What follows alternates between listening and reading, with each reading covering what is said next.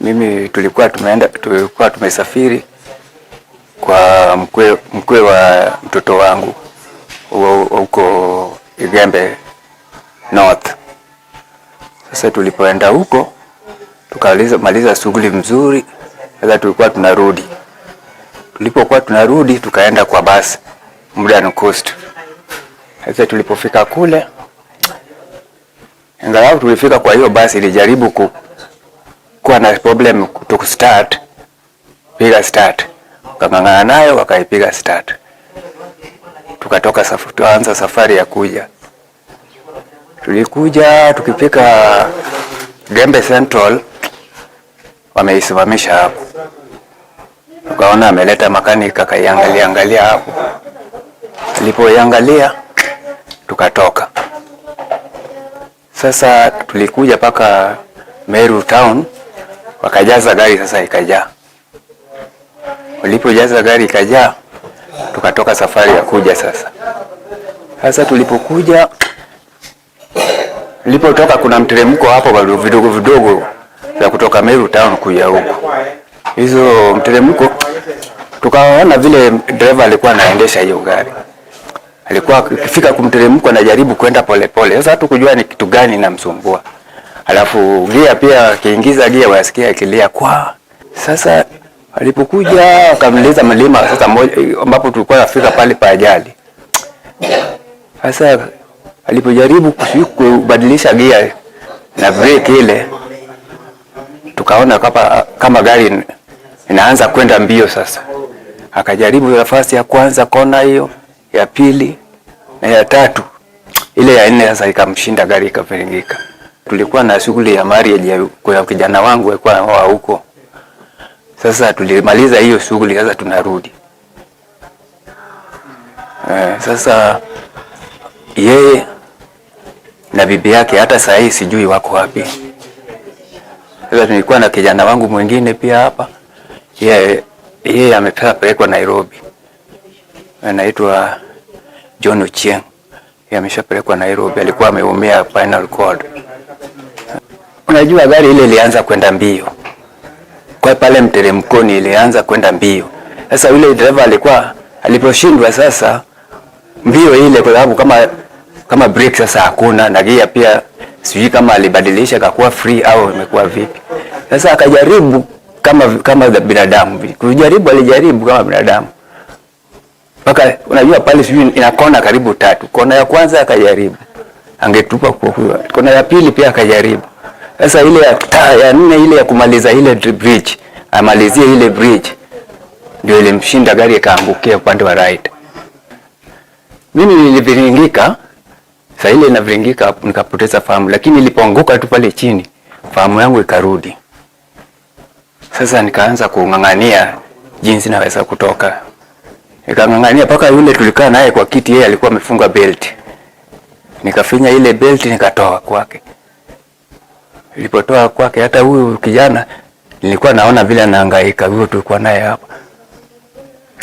Sasa paka jamaa wakaja, wakaanza kututoa kwa maji pale mtoni. Sasa wakamtoa huyo kijana kwanza, wakamtoa huyo tulikuwa naye hapa, ndio wakanirudia sasa. Wakanitoa sasa kwa maji pale. Lakini mimi nilikuwa siko ndani ya maji, nilikuwa kwenye gari hapo tu. Maji yalikuwa yananifikia. Sasa ile wananitoa kwa maji, ndio wakanidimbukiza kwa maji hapo, nguo zangu ikaloa. Sasa ndio walinileta paka hapa. Tulitolewa nikawekwa kwa pickup. Pickup ile ilikuwa kama green, blue hivi. Kitu blue au black hivi. Sababu hapo nilikuwa naiona, tukawekwa nyuma yake pale, ilikuwa kama double cabin hivi. Imetuletwa paka hapo reception. Ndio sasa wakatoa nguo zangu zote, kila kitu. Ile wakapasua hiyo koti yangu. Sasa hapo ndio kufikia. Sasa nilipofika hapa kaendelea, wakatufanyia first aid, kuweka maji. Tunaona iliwekwa mara 2 huko na huko. Alafu ndio tukakuja paka sasa. Mimi kwa kifua hizi nasikia maumivu sana. Sasa hizo maumivu sijui ni ile kung'ang'ania, kwa sababu wao daktari wameniambia kwamba huku haina tatizo, wetu wamepiga picha haina shida. Kiuno pia nasikia maumivu, lakini wamesema pia hawaoni scratch. Sasa sijui kwa sababu siwezi kugeuka. Kwa majina naitwa Hassan Mkoko. Nilikuwa nasoma Meru Technical au Meru National Polytechnic. So nilikuwa tumekaa sana bila kwenda nyumbani, na nilikuwa na mtoto mdogo na nilikuwa na msichana. Sasa tulikuwa tunaenda nyumbani kumpeleka mtoto babu yake amuone. Sasa kwa ile harakati kwa njia nikaona basi nienda mbio. Mimi nikaanza kuomba dua, Mwenyezi Mungu atusaidie tusipate na ajali, kwa maana hiyo ni ya binadamu na si ya Mwenyezi Mungu. Sasa kwa ile harakati ya kuomba nilishtukia nimetolewa ndani ya maji.